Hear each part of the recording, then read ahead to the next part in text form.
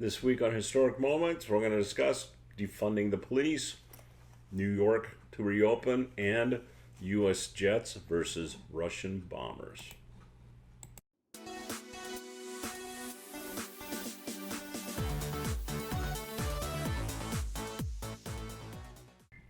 Welcome to Historic Moments. My name is Lindsay. I'm not here to report the news. I'm here to start a conversation about the events that are affecting your life. This episode is for the week ending June 14th, 2020. Our first item is Democrats and activists clash over defunding the police. This is reported by MSN. So, briefly, presidential candidate Joe Biden has commented that he is against defunding the police. So we're getting a lot of talk in the protest and on the left side of the issue that this is what we need to do, that police are out of control, and the only way to make sure that everyone is safe is to defund the police departments. So is this the beginning of an age of lawlessness? What will our world look like without a police force to keep order in our cities? Are you excited about the idea? Are you confused? Are you scared? I mean, where do you come down on the issue? Do you like this idea? What was your first thought when you heard that idea brought out? I mean, did you think like, oh my gosh, that is just craziness beyond belief?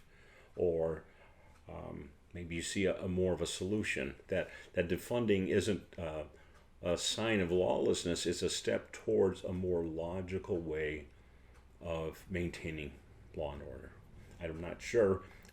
I'm sure there's a lot of good arguments for that, but I'm not sure what they are. All right, and do you think, what do you think is going to happen next? Will some cities actually do away with their police forces, and how will that work? Will this create a power vacuum? I mean, if you remove the police, the people with guns who enforce the rules, do you have someone else just step in because there's no one else to stop them? And if that's the case, does this become a feudal system where city blocks have their own warlords and their own little mini armies, and they enforce the laws that they want to enforce and allow what trade and business and commerce to go on that they want to go on? Or will it work on a different level? Maybe the states will pick up, and we won't have any federal funding for any of that. No reliance on the National Guard to help support that. But I just have to think that no matter where you stand on it, you need to recognize that without the police, that is a power vacuum, and something is going to happen. And I'm having a hard time thinking of anything positive that's going to become out of this situation. Right. So what about you? What do you plan to do about this situation? What would you do if the police were defunded in the area where you live? Would you form, and I mentioned this earlier, I mentioned it last episode, would you form your own neighborhood block watch? And we've had block watches for a long time, but would this be a step up? Maybe those block watch, instead of carrying just radios so that they can call the police, maybe they carry guns. And what would our neighborhoods look like if that was the case? Can you imagine seeing the guy who lives across the street and the guy that lives next to you, and they've got guns and they're patrolling the neighborhood? Would that make you feel more secure? And it might, if you know those people well, and you know that those are good people, level-headed, well trained with guns. Or would it make you feel less secure? Would it make you feel like we've approached the apocalypse? What's it going to make? And what's it going to make you feel like to see that happen if it does happen? All right. So if the Democrats and the activists can't agree on the issue, is this going to lead to a political division among the forces that normally work together? How will that impact the upcoming election? And make no mistake, this issue has gotten big enough, it's going to impact the election. Wish I had a 2020 presidential election edition available. I don't. We're working on that. So I could be writing now my thoughts and impressions of how this very historic election is going.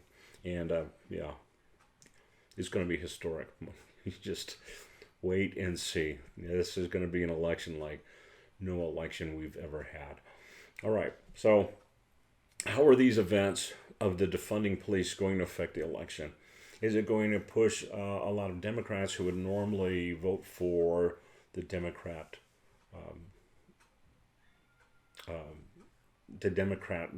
for Joe Biden, and to maybe vote for the Trump? Or will it not do that? I don't know. Okay, if you happen to be a Democrat, which side of the issue are you supporting? How will it affect your voter decision in November? I'd be really interested to hear opinions on both sides of that, whether it doesn't affect it at all and why, and if it does, same thing, why. All right, second item, as reported by Syracuse.com, New York plans to reopen. Governor Cuomo announced plans to reopen New York. Central New York is well into stage 2 and plans to move to stage 3 within the week. Is this the right decision? And we've heard a lot of talk about they're opening up areas and then we get another spike. We get a lot more because then people are out. They're meeting more people. They're being exposed to the virus more. So how does it make you feel? I mean, are you happy? Or is this too soon? Is this threaten the safety of family and loved ones? Or maybe you're kind of like me. I'm like, it's not threatening my family. They could open up. I'm in Arizona. They could open up a whole state and it's not affecting me because I still can make that decision to stay home and to wear masks and to meet only in small groups and basically, limit my exposure to the world. So it doesn't bother me. It doesn't make me feel fearful for my safety or the safety of my family. And what do you think is going to happen next? I mean, are we going to see a huge spike? And if we do, what's that going to do? Is that going to push us back to where they are going to, the government is going to want to enforce isolation again, maybe for a longer period? Do we ever make a decision to come out and say, hey, we just have to, as unfortunate as it is, allow the virus to run its course, taking as many reasonable precautions as possible? Or, I don't know, do we finally get tired of it and like, we don't care, let everyone get infected? I mean, I don't think that would happen. That doesn't seem very wise on my part, but, sometimes people do crazy things. All right, what about the area you live in? Has it already reopened? And how will or did the decision to reopen affect your life, your business, your family? And finally, is this a sign that things are getting better, or is this just a mistake? All right, final item, reporter from Fox News, and this is the second incident of this type. U.S. jets intercepted Russian bombers. So there were two separate formations that approached Alaska from Russia. U.S. fighters intercepted the formations, and the first formation consisted of two Tu-95 nuclear-capable bombers, escorted by two Su-35 fighter jets and an A-50 airborne early warning control craft. So that's some heavy-duty air power there, right? That's a formation that's serious if you're in a war of nuking the enemy. And then a second one came in with, I believe, just the bombers and the fighter jets, not a control aircraft. All right, so 2 months ago, we had a similar one, and the Russians flew in close. They stayed in international airspace. They didn't encroach upon sovereign U.S. soil, all right? But they're right there. They're right there on the border. They're just warning us. They're like in our face, like, what are you going to do about it? All right? Is this a sign that a new Cold War is about to start, or that the old one is just resuming? Maybe the Cold War never really stopped. Because this is the kind of thing that they did in the Cold War. Fly your jets up to the border and dare the other side to fire at you. Then you have a reason to fire back. Or just to send a message. All right? And maybe this is nothing more than a tool in the diplomatic bag of tricks. You know, Russia show the U.S. how ready for war they are, and then the U.S. shows Russia how ready we are to intercept them.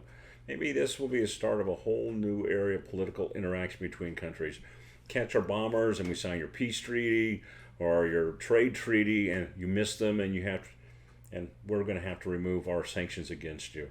You know, mock war politics. It could be a thing. You know, I don't know. Kind of like us hiring gladiators to fight it out in an arena to see who wins a contract dispute. All right, so totally fiction there. I would love to write that kind of a story. But is that what we're seeing? Obviously, I think Russia is sending us a message. That seems logical, right? Or maybe they're just wanting to test their capability. And what better way than to make it look as real as possible, to get a real response from the U.S. But on the other hand, yes, maybe it's just Russia saying, we're watching your country. You guys are in upheaval. You guys are a mess. We just want to remind you that we're still here, and we're still militarily active. We are still a threat. Could be. What are your thoughts? How does it make you feel? Does it make you worry about World War III? Yeah, so I know there's a lot of thoughts there. All right, and is it only a coincidence that these feints are going on while the country is focused on the pandemic and the countrywide rioting? What else might we be missing while we are dealing with those two problems? I mean, so yeah, we have the Russians coming in with their aircraft. What other kind of things are going on that, because these other two things are just so big and massive and horrible, we're not really hearing on the news? Okay, and where does it go from here? Do we get an increasingly more aggressive series of military maneuvers until one side makes a mistake and fires on the other, and then boom, we have a war? Is it only coincidence? Does this worry you? Is there anything that you can do to prepare for war? Is there anything you can do about the situation? I'm not sure what it is. Well, you could prepare. You could,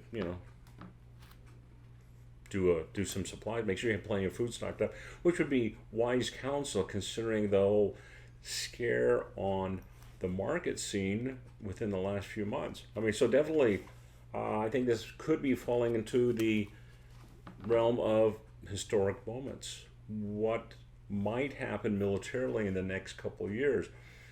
Be nice to see how you were preparing for it or not preparing for it, or how much it took you by surprise. So I'd be interested in hearing in the comments, is this an item that concerns you at all? And if it is, what are you doing about it? All right, that's it for this week. This is an age of momentous events, and I hope that you are recording your part of this history-making age. All right, until next week, I hope I made you think.